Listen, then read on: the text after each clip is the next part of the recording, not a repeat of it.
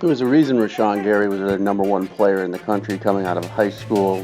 He was just an absolute freak of nature. I followed this kid since he was a freshman in high school, all the way through his development into his senior year, where he dominated the Under Armour game as a defensive end. Now, remember, this kid was supposed to be a defensive tackle, supposed to be that big 300-pounder who pushes the middle and doesn't have the moves and agility to play defensive end. But he not only played it, but was dominant at it and has, the use of his arms, the get off, the quickness, everything developed throughout his career in high school. When I first saw him, he was an upright, really raw, big kid who just got by on power.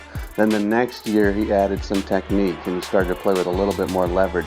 Then his biggest developmental year was between his sophomore and junior year, where he started to play much lower and showed off that agility and athleticism that we knew was there.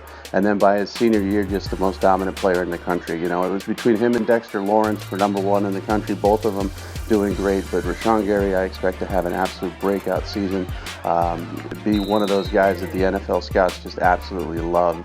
And he'll be high on every draft board when it comes to, April of 2019.